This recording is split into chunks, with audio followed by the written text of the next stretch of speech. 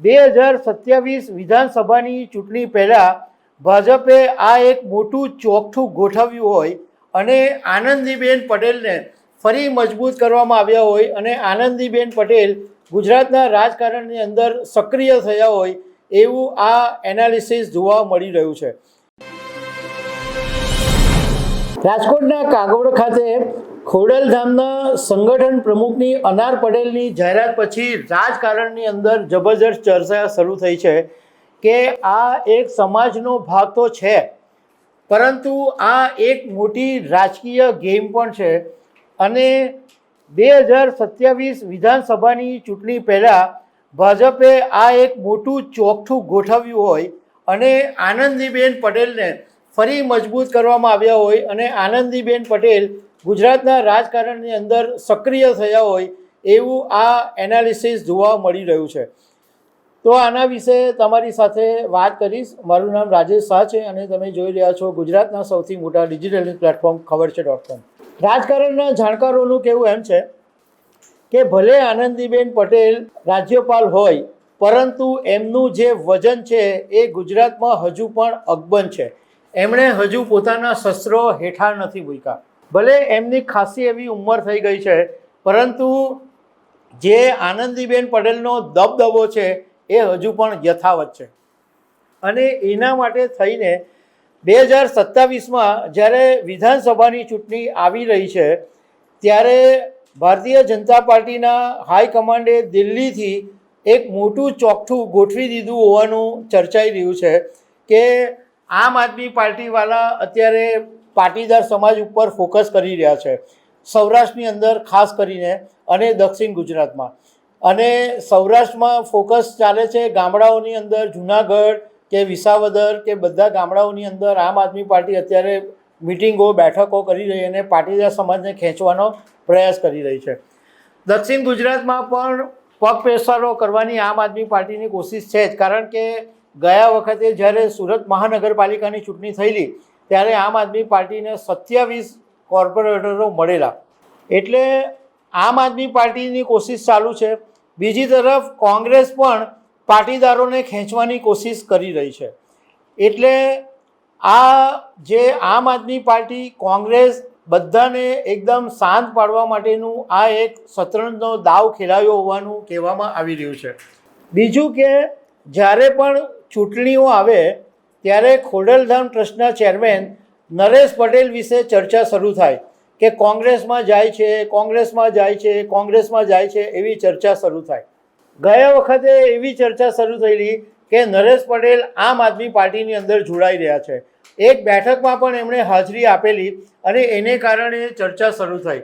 આમ એવું કહેવામાં આવે કે ખોડલધામ ટ્રસ્ટને રાજકારણની સાથે કોઈ લેવા દેવા નથી, કોઈ પાર્ટી સાથે સીધો સંબંધ નથી, પરંતુ ભારતીય જનતા પાર્ટીએ આ નરેશ પટેલનો દર વખતે જે ખેલ થાય કે કોંગ્રેસમાં જાય છે, આમ આદમી પાર્ટીમાં જાય છે, તો એ ખેલ હવે કરવાની જરૂર નહીં પડે।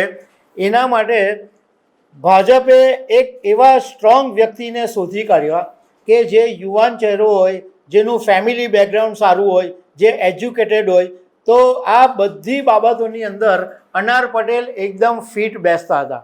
એટલે અનાર પટેલને ખોડલધામમાં ગોઠવી દેવામાં આવ્યા। એટલે નરેશ પટેલ છે એ ઊંચા નીચા નહીં થાય।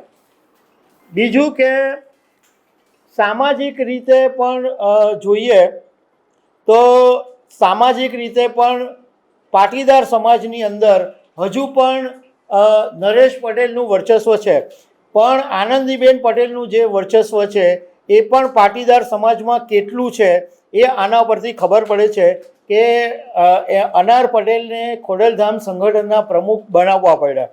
પોલિટિકલી વાત કરીએ તો હમણાં જે ભૂપેન્દ્ર દાદાનું મંત્રીમંડળ બન્યું એની અંદર આનંદીબેન પટેલના નજીકના લોકોને સાચવી લેવાયા। આ ઉપરાંત સંગઠનની અંદર પણ જે લોકોના પદ મળ્યા એમાં પણ આનંદીબેન પટેલને સાચવી લેવાયા અને સમાજમાં પણ આનંદીબેન પટેલનું મહત્ત્વ છે।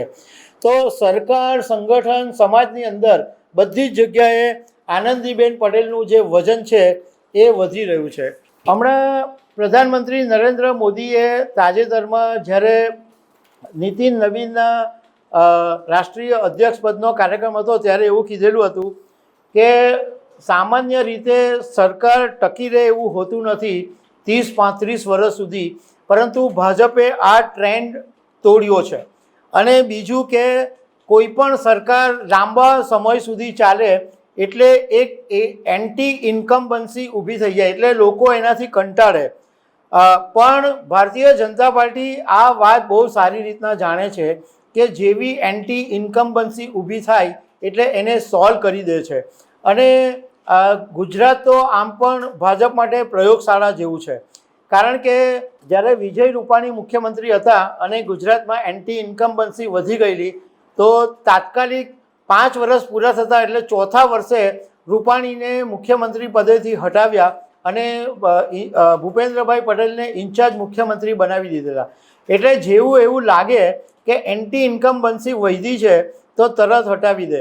તો જાણકારોનું કહેવું એમ છે કે આ પણ એક ભાજપનો ચાલ હોઈ શકે, ભાજપની એક રણનીતિ હોઈ શકે કે 2027 પહેલાં એન્ટી ઇન્કમ્બન્સી ઊભી થાય તો અનાર પટેલનો એક ચહેરો મજબૂત થઈને ઊભો રહે.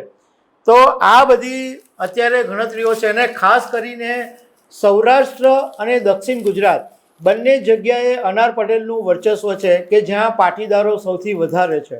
તો દર્શક મિત્રો, આવી અનેક વાતો સાથે અમે તમને મળતા રહીશું. Thank you very much.